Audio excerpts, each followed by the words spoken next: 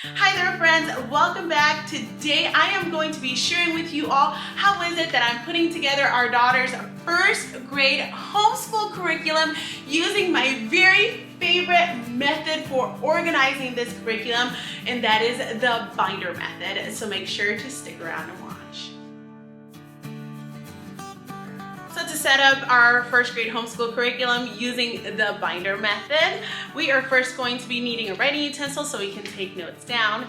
You can use a loose leaf sheet of paper, or you can download my free printable that I will link for you guys in the description box below. You are going to be needing a binder. For first grade and above, I like to use a 1.5 inch binder. I feel that it holds more paper and is just easier to manage. I love using the 5-Star Flex notebook binder. To me, that is the best binder because especially for the younger ones, it folds back like a notebook and it makes it so much easier to handle papers when there is a back to them or you have to flip them over this way. It's just a really nice, versatile binder, and it's bendable. And I am simply recycling my daughter's binder from last year. It is in really good shape. They're very durable and they're very versatile, so it's hard to really mess these things up. If you're interested, I also have a link in the description box below as well if you want to buy that binder. If you rather use a regular 1.5 inch binder, you can do that too. My son prefers to use the hardcover binders, so for him, we use a different binder. Then you're going to need your video manual to make references to subjects and quiz and test numbers and lesson numbers. We are going to be using the following work and textbooks from the curriculum.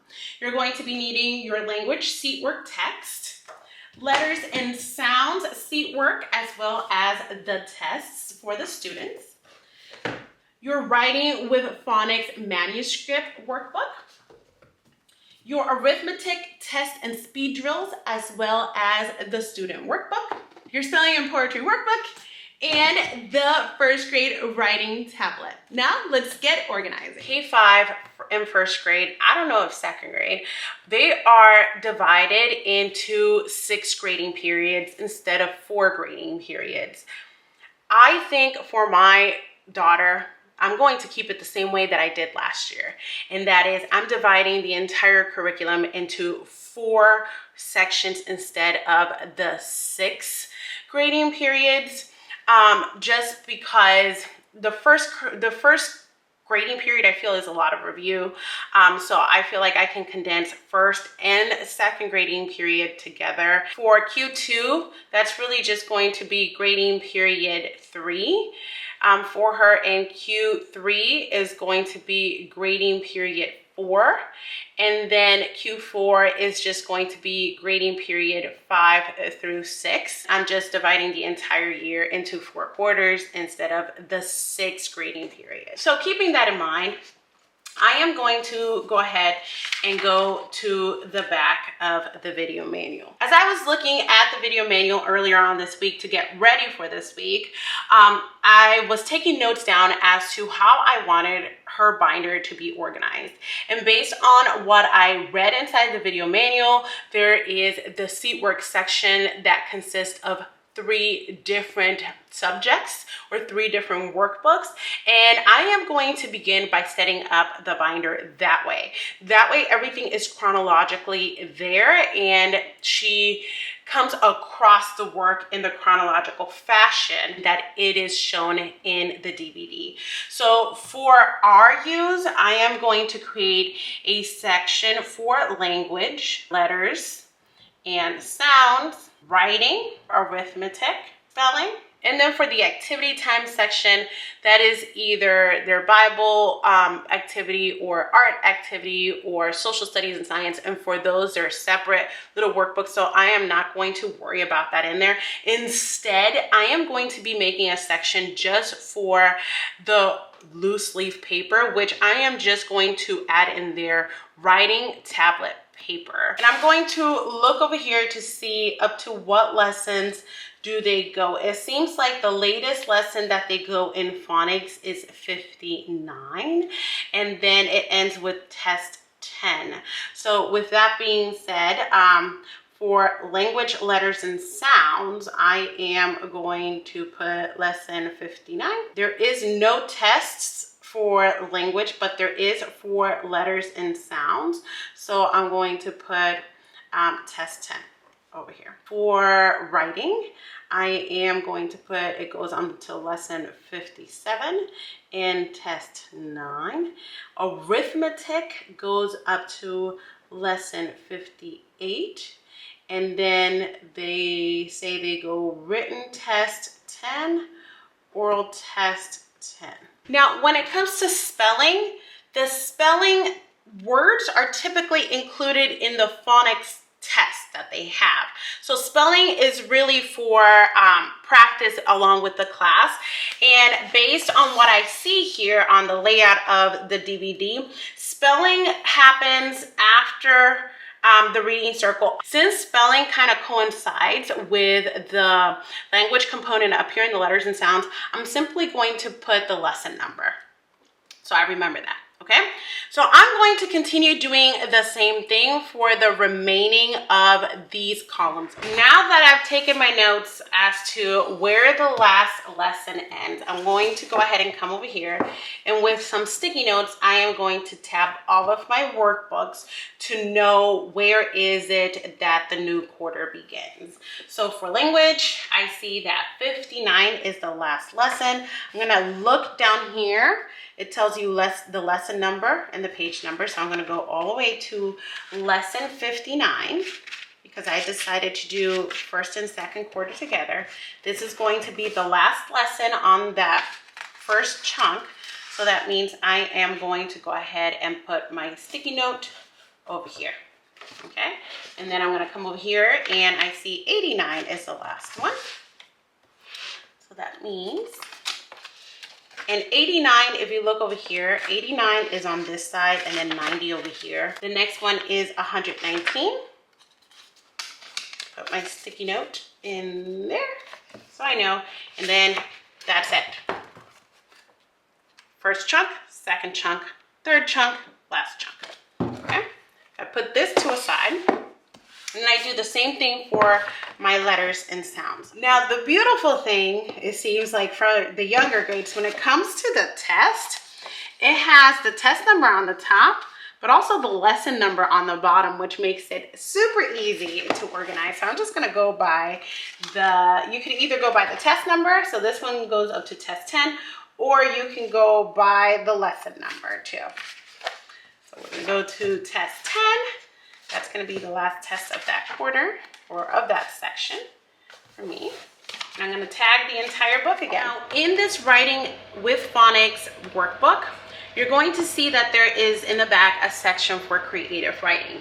Creative writing doesn't begin until lesson 110, which means that is the fourth grading period. So when that time comes, I will come here and rip some of these out and put them in between whatever is the lessons that it goes along with here.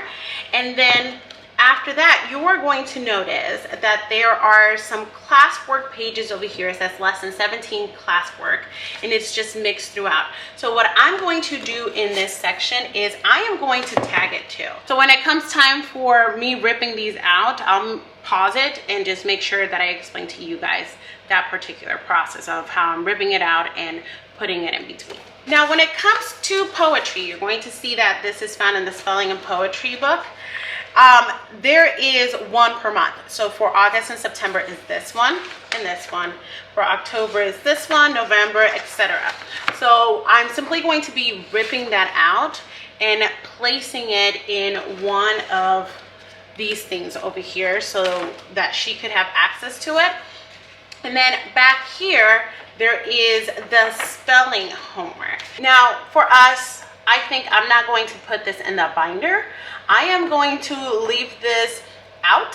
I'm going to put it in her bucket, maybe in a folder for her to do here at home, either during the weekend time or in the afternoon, whatever is going to be best fit for us. And then for the writing tablet, I'm only going to use my kind of estimate and I am going to put maybe about that much in the binder in the back so that she has to use in case she needs it for anything. So now that our workbook and our test books are all tagged, it's time to start ripping out pages.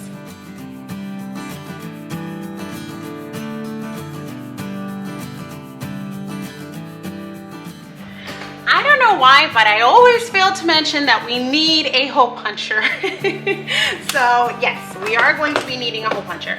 Now I'm going to be recycling these from last year based on what I'm going to be using this year. I'm going to use my little whiteout thing here, and I'm going to block out where it says skills development, because that was last year, and I'm going to replace it with language.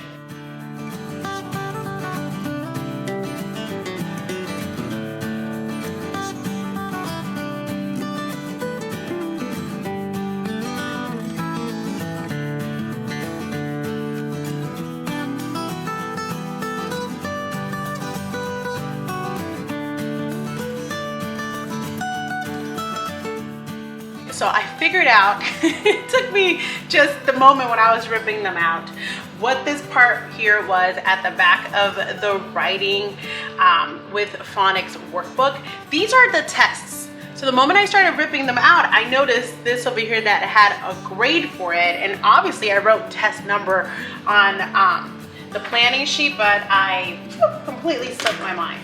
So that's what that was in the back that said classwork. So now I'm going to go ahead and hole punch this one. I'm going to put it in. However, I'm going to be using a sticky note to separate this from the actual seat work and classwork portion. So I'm simply going to write the word test on the top. This is very much how I do my son's work, or his separation between the work and the test and quizzes on his as well. Then I'm gonna go ahead and hole punch these guys out. And that's the same thing I'm going to do for the letters and sounds to differentiate between the workbook and the test.